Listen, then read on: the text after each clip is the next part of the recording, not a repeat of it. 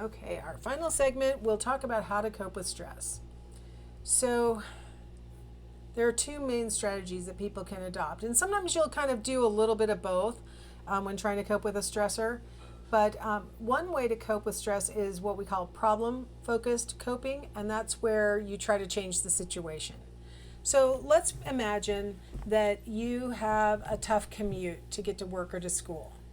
And so every morning you pile into your car, you sit in traffic, you may or may not get to class or work on time. It's very stressful. You're like, ugh, what can I do to change the situation?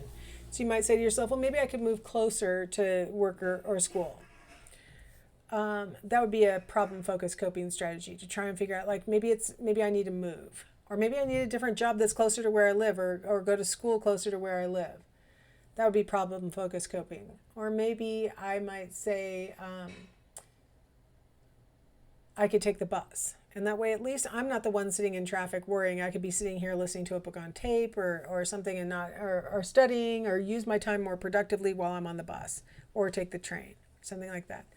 That would be a problem focused coping strategy. So you try and change the actual situation so that you don't have to experience this kind of stress. The other major way to cope with stress would be emotion focused coping, and this is where you're going to attend to your own emotional needs. So maybe you say this commute is so stressful because I'm wasting time. I mean, I have so much stuff to do and I'm wasting time sitting in traffic. So maybe you could figure out a way to sort of like double task and not feel so stressed about missing out on things, and instead a lot of textbooks now will read themselves to you, right? If you've got the ebook, it'll read it out loud to you. So you could be, studying while you're sitting in traffic by listening to the book being read to you.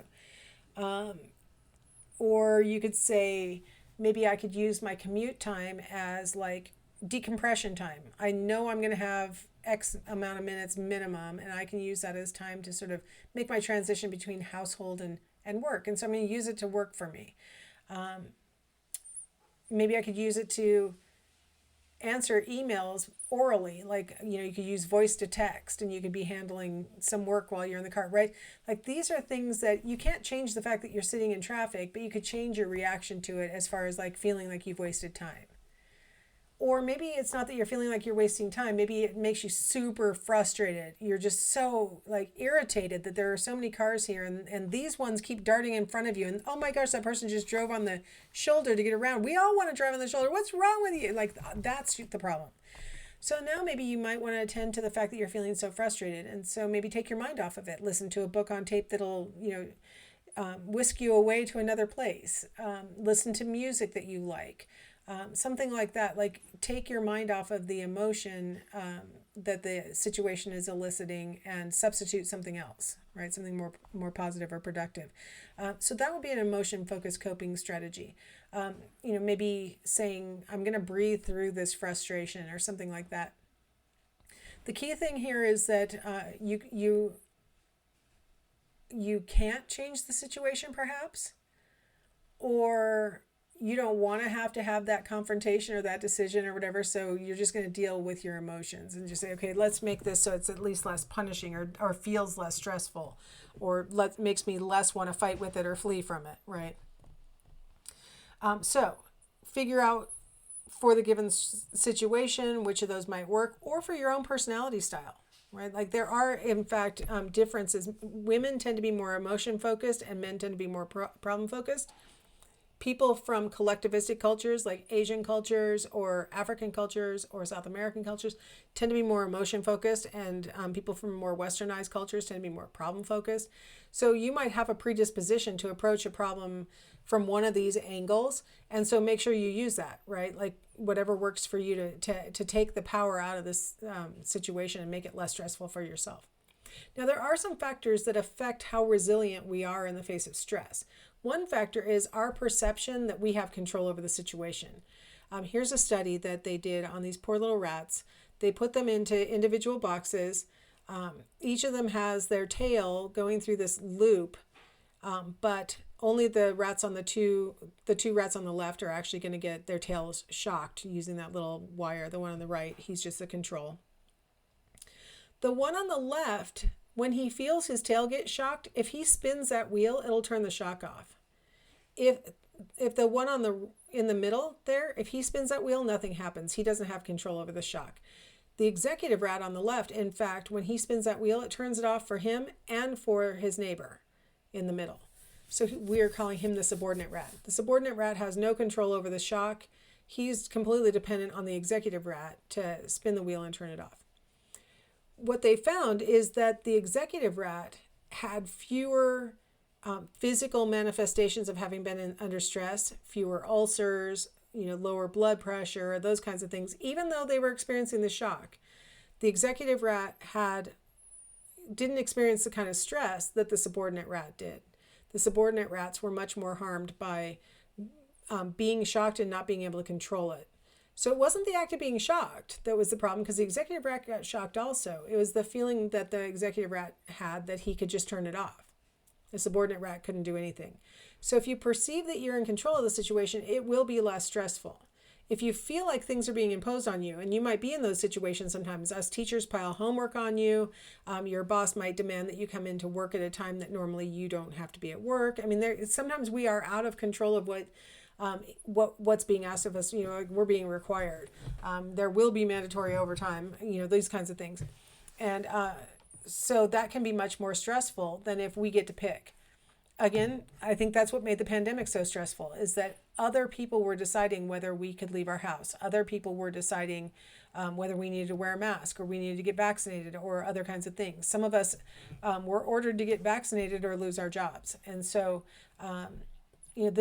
that kind of loss of control, it can be very stressful. And in particular, if you've been used to making decisions for yourself, it's what we call a loss of agency, where you had been feeling like you got to make decisions for yourself and you felt like you're making good decisions for yourself. And then suddenly everything's being decided for you and you have no say. And that is really jarring and can be very stressful.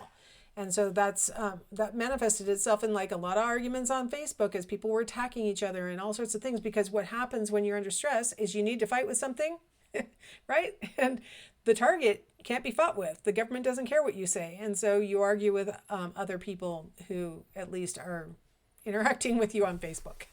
So yeah, very productive year 2020 was. So I already mentioned explanatory style earlier. Let's look at that a little bit more closely. Here we have the choo-choo train with a negative explanatory style. The one with the positive explanatory style is called the little engine who could. This one's called the little engine who just plain gives up. I know I can't. I know I can't. And this would be a negative explanatory style. So having a positive explanatory style has been associated with greater resilience. Now, it's really super important to keep separate a positive explanatory style and a naive explanatory style. What we call the Pollyanna effect. Pollyanna was a character in some old book I never read from the 1800s, but apparently Pollyanna always looked on the bright side for every single thing and always assumed the best. And that's great, makes you a really positive person, but you don't want to be such a Pollyanna that you don't get that lump checked, or you don't pay your insurance, or you don't want to be that much of a Pollyanna. You want to have an optimistic explanatory style with a definite dose of realism, right? So you're positive and prepared kind of thing. That is what really factors into great resilience, even in the face of stress.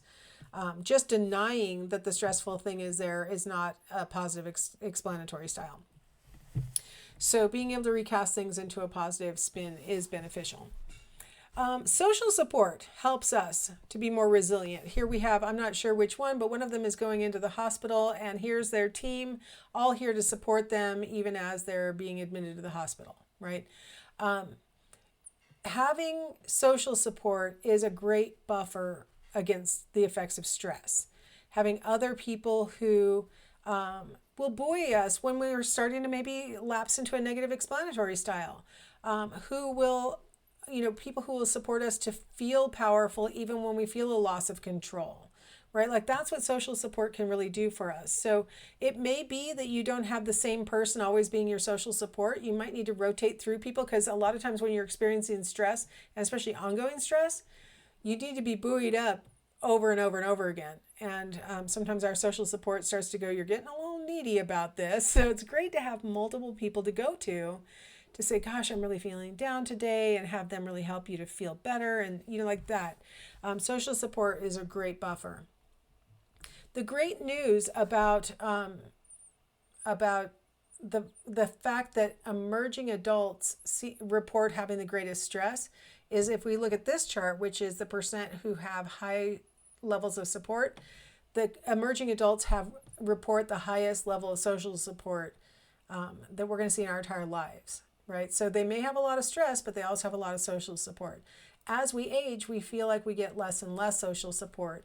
We become more the supporter, right? So as we get into our 40s and our 50s, now we're the adults who are supporting the kids, and we have fewer and fewer support people.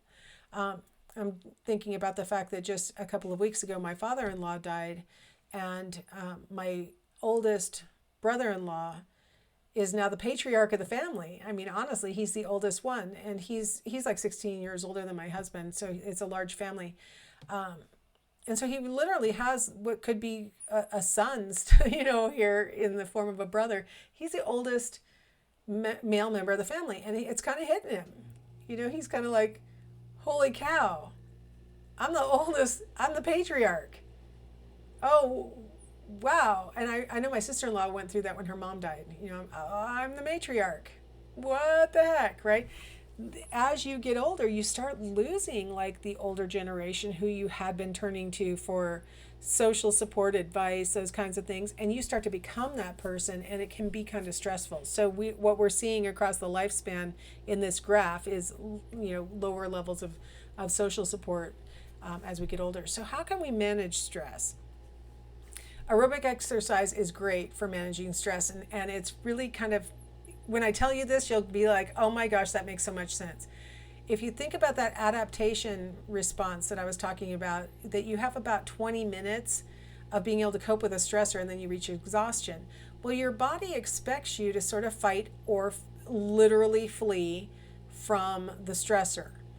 So if you convince your body that you basically just did that by, going for a brisk walk or playing tennis or, working with your exercise bands or something and getting your heart rate up, it'll convince your body that you actually had a fight or a flight, and it'll kick in with all of its reparative hormones and things like that to get you back into your normal resting state faster. So that's why this is so, aerobic exercise only needs to be about 15 or 20 minutes for the healthful benefits, the parts that will offset the effects of stress. Here we have in this graph, I want you to focus in this time at the red bar, which is a group of people who were experiencing depression, and they just sat on a waiting list, didn't ever get any kind of treatment, versus the green bar, which is the ones who engaged in aerobic activity. Look how much their depression declined as a function of engaging in aerobic exercise. A lot of times depression is a manifestation of stress, and so engaging in aerobic activity can really help. Biofeedback can really help. This is when you start to feel certain things in your body. You're feeling anxious, or you're feeling your heart rate go up or something. You look at the signal, you look at the display that's telling you how much your heart rate's changing, or your blood pressure's going up, or whatever we're measuring. And using your breathing techniques and other things, you try and get that needle to go back down, right? You physically can see it, and you learn to control those sensations through your relaxation or whatever kinds of exercises you've been provided. Used to be all the rage back in the 70s, and it kind of fell out of favor, but it's a really effective technique for training you to identify when your body's starting to express stress, so that then you can reverse it on purpose. Meditation is a great strategy for managing stress, right? Where you, now it doesn't have to be the full-blown, transcendental meditation. It can just be literally sitting quietly and thinking a repetitive, oftentimes it's a vowel consonant, kind of Om is a really common one, but you could be just thinking something repetitively to keep your mind from wandering is why you do that. and just sort of let yourself relax and let your mind clear. It's a really tough thing. Every time I meditate, next thing you know, I'm making a shopping list. I'm like, wait, how did I start thinking about this? It's really, really hard to clear your mind, but with practice, it gets easier. Another thing that you can do is engage in one of these relaxation exercises, like, put the rake through the sand, put the rake through the sand, make these shapes very neat, rake through the sand. I do knitting as my relaxation thing, and it's very similar. It's like dip and pull and dip and pull and dip and pull, and you just do it, right? It's very relaxing, clears my mind, and this helps to reduce stress. Oftentimes people under stress will take up something repetitive like knitting or some kind of repetitive act, fidget toy or something like that, and they do feel less stress afterwards. Now, measuring health, looking around the world, our life expectancy is in the U.S. is between 75 and 80. The darker green countries are ones that are experiencing 80 plus life expectancies for babies. Right now, the entire world is experiencing a drop in life expectancy thanks to COVID, but it'll probably climb back up. Remember that life expectancy is what a baby born today can expect to live to on average. If you get to, let's say, age 50, the probability that you'll make it to 80 is much higher because you clearly didn't die young. And so, these are life expectancies. Whoops, sorry, that must have made a horrible noise. Here's mortality, death rates per 1,000 over in the U.S. over time. And this goes back as far as 1910, and it goes through 2020. And I just wanted to show you that our death rates have been going steadily down over time. This is per 1,000 of population. Notice that in the 1918 flu pandemic, look how big that bar is compared to the COVID pandemic, because it's relative to the population. And we lost a significant percentage of our population in 1918 flu pandemic. We haven't yet gotten to 1% of the U.S. population, and it is currently February of 2022, and we're at 900,000 deaths. We haven't gotten to 1% yet, let alone where they were in the 1918 flu pandemic. That was an awful, oh my gosh, everybody was literally dropping dead in 1918. But we've been showing declines in death rates over time, and that's a testimony to vaccinations, sewage, and other hygiene protocols, as well as modern medicine that allows us to treat cardiovascular problems and other kinds of things. So that's a lot of things have all come together to really reduce the death rate. Here's morbidity, which is showing the percentage of people that are experiencing different kinds of diseases. And this isn't actually percentage, this is per 100,000 of population. So this is 10 times, 1,000 times percentage. So what you're seeing is predominantly heart disease and cancer. And then we have unintentional injuries, lower respiratory diseases, stroke, and so on, as lower and lower risks of age-adjusted death. Now, disease and disability rates, as we get older, we are more and more likely to develop some kind of disability. And disability in the blue bar, it's like, I have something that is limited, like, I have a decreased hearing or something like that. Severe is the red bar, and that's enough where it's actually impacting my life. And then in the green bar, it's impacting my life so much that I actually need assistance. And you can see that all of those bars go up with age. The good news is that for the vast majority of adulthood, disability is very rare, and especially the kind of severe disability where it's impacting the person's life. But as we get into older age, past 65, we're going to start to see that really going up. Vitality, this is the last thing I wanted to say about this. Vitality is a measure of health and energy that the person has. And we're going to talk about this a lot with older aged people, the disability adjusted life years. It's a measure of the reduced quality of life that the person might be experiencing because of their disability. And so you can kind of see that at birth, most people are not having any real effects, reduced quality of life because of disability. We really start to see in the late part of adulthood proper, where people are starting to have maybe some reduced quality of life as a function of their disability. Quality adjusted life years, again, this is going to come up more when we get to old age, so I'm introducing it right now, is survival without vitality versus survival with good health. And so it's kind of a ratio of, yeah, you survived, but did you survive and you've got good health back, or did you survive and you've lost a lot of that? And so that's going to be a really big issue in older age.